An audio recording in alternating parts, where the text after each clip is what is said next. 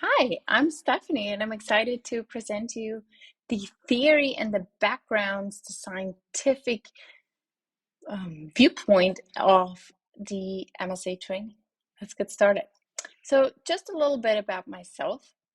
Like, I'm a physiotherapist since over 20 years, and I've always worked into preventative health through movement and teaching a lot of anatomy within yoga teacher trainings. Also, I wanted a tool to pretty much teach integration, to teach muscular energy, to teach what it means to eccentrically stretching a muscle, meaning you can strengthen and lengthen a muscle at the same time. And working with the TheraBand was a little frustrating for me. So eventually, a few years back, I developed my own loop band, which came to be the MSA band. And I want to give you some background how to work with that, as well as the peanut double MSA fascia release balls, because fascia is a very important instrument for the body to learn to release, to really also guide the body into that internal spectrum of awareness, what's going on inside. It's like a direct way in to body awareness. And once you have the body awareness, you can expand that into breath awareness and really nervous system regulation. It's a great tool. So, part one, we're going to cover the theory behind how to work with the MSA band and the double release ball. There's a little brief functional anatomy that we're getting into, right? And then we'll really focus quite on the defined position of working with the MSA band. All right. So functional anatomy, what do you need to know? Whenever we move with the arms or legs, typically we are targeting the big ball and socket joints of the body of the hip and the smaller one of the shoulder. Now, it's a great opportunity to teach and learn about isolated movement. Like when am I actually moving the shoulders, and when am I moving the rest of the body? When is there a continuous movement? Same for the leg. When am I actually extending the leg versus when am I moving into extension of the spine, potentially a tilt, not control of the pelvis, and so on. Like isolated movement is really key to actually access the body specifically. So it's a wonderful opportunity. Of course, to anatomy, there can be said a lot, right? The one thing I want to really emphasize is the congruency. So, moving integrated means we move from a place where joints are brought into optimal position. That means not just realigning the body as its own, but it also means once we work with single joints to actually centralize that joint. Let's say the shoulder joint, a small surface, mostly muscular, strengthened, muscularly held.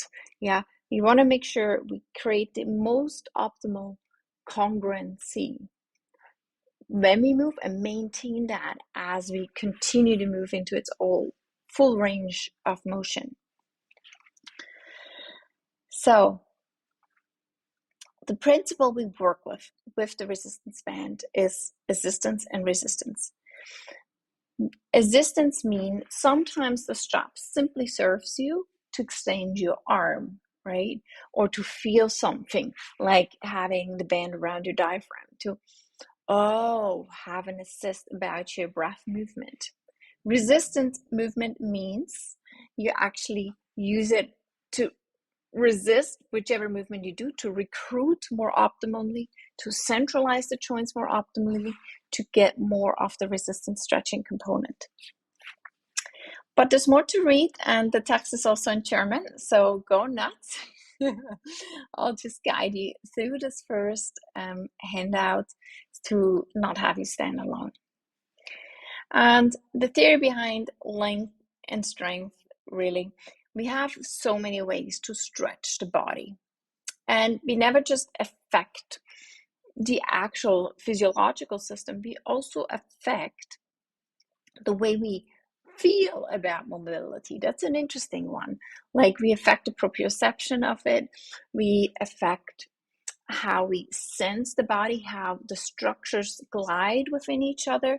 Think of the nerves that go through the entire body. And as I mobilize my upper back, let's say, I'm actually increasing the neuromobility of these structures as well.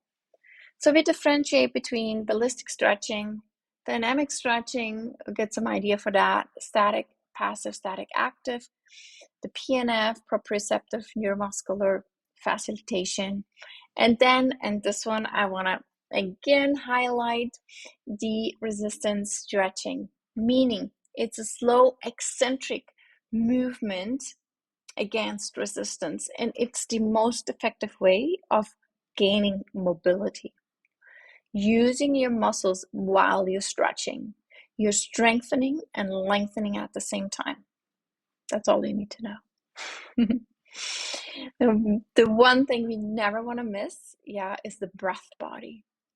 Like movement without the breath awareness is just exercise. But nowadays, let's really make it mindful exercise to get that additional benefit to awareness, stress release, and all of that. So the breath body is really what connects your inner world with the outer world from the very first breath you take. And every time you inhale, there's an expansion or active contraction, I must say, of the diaphragm, right? The diaphragm is lower right here. So as I inhale, there's an active contraction down. And as I exhale, there's a relaxation of that main breathing muscle. Without, it's Bechbel, the diaphragm breathing muscle, there is not enough breath to survive. It is your main brain muscle. However, it needs its supporter. And the supporter are everything that opens up the upper breast cavity on the inhale. Those are the inhalation supporting muscles. And are all the muscles that help you contract the rib cage on the exhalation, squeezing out the residual air of your thorax, engaging the abdomen to prolong the breath and have this wonderful benefit of prolonged exhale, prolonged relaxation, really parasympathetic activation.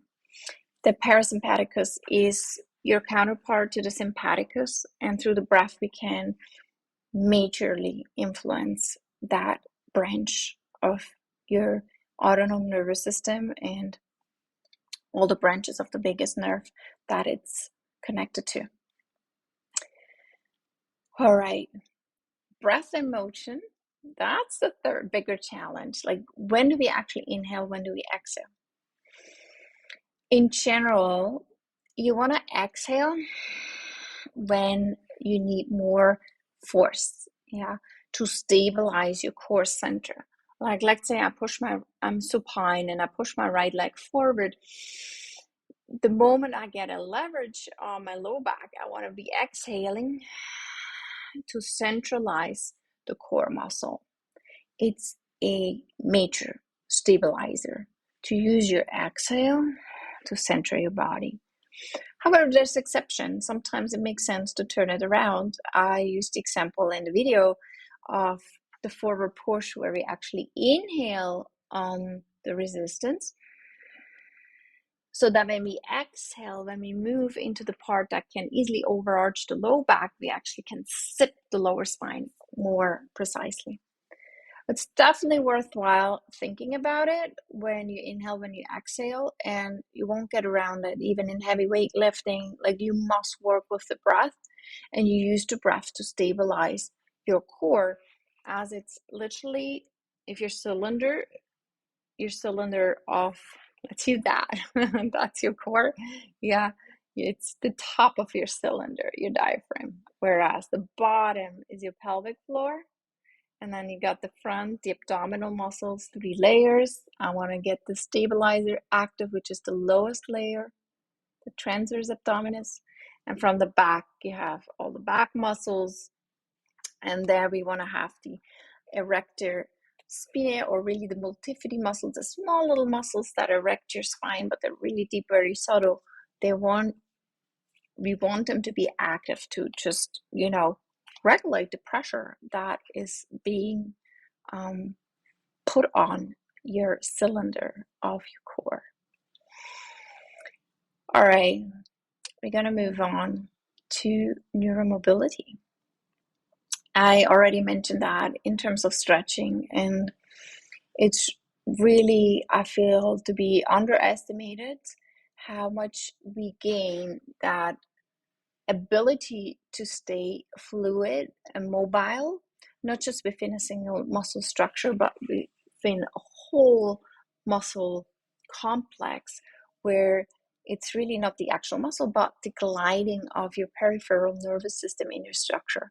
It's worthwhile thinking about it. And whenever I, in my physiotherapy practice, encounter difficulties with, I'd say, neural issues like limbs that fall asleep, neural compression, it's never just the nature of, structures being too tight, compressing on the nerve too much, but always a matter of not enough mobility, not enough gliding in those structures. Think of it as a fresh plate of spaghetti. Yeah. You don't want to have them with no oil or butter in the cold. They get stiff and bunched up. You want to have them warmed up with nice gliding component, and this is the oil or the butter, right? And so when you pull one out, you actually get one and not the whole plate. This is really what I'm referring to within neuromobility. Proprioception. All right. Yeah, that's a big one. How we feel the body. And I was saying in the beginning that the reason I started working with the strap is because when I push against it, that I actually get a feedback enhancement, right? So I gotta check what the camera actually is. So if I push out, I actually get more feedback in my joint receptors, and therefore I'm like, oh, my shoulder joint is actually not in the back, it's actually pulled forward. I gotta draw it more back. Now it's connected to my upper back body. So we enhance proprioception through resistance, and it's really what makes you be aware of your body in space. When you close your eyes and you lift one arm, your body knows where your arm is.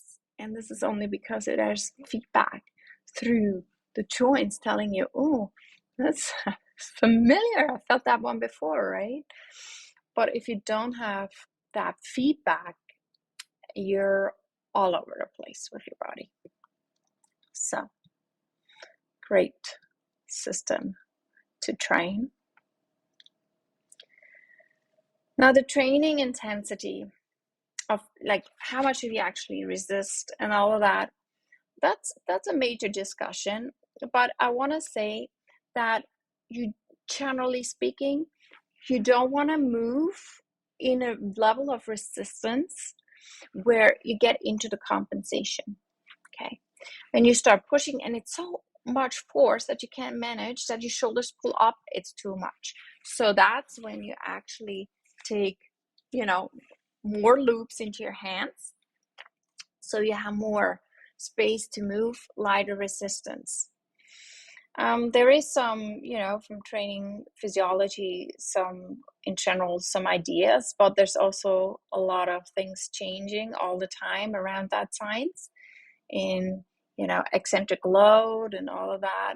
So I'm going to keep it a bit general here, as I don't want to claim expert status here in training intensity, but stay within not compensating, and then go to the fatigue of the muscle if you want a muscle growth.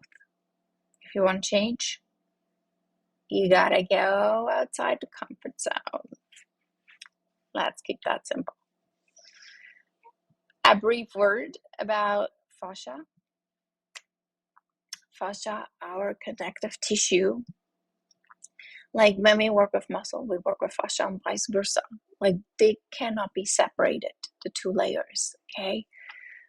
They cannot. And that's why I want to bring it in. The architecture of the fascia is so wonderful, and it's composed of really much proteins and elastin, which makes it more dynamic, but also the contractor, the collagen. And you want to find that balance of the two, right? You don't want to be stiff like steel, neither do you want to be elastic like Hubba Bubba Gum, right? So there's this balance, and that's what we want to maintain in the body. Besides the muscular balance, also the balanced composition of how the fascia is building in the body. All right, now get a little overview, and we're gonna already dive into part 2. How exciting! I'm gonna present you all the positions, basic defined positions with the strap. It's going to be a longer lecture than this one, but after that, you will know we have a good lexicon how to work with the straps and release balls. Thanks so much for your attention. Thanks so much for listening.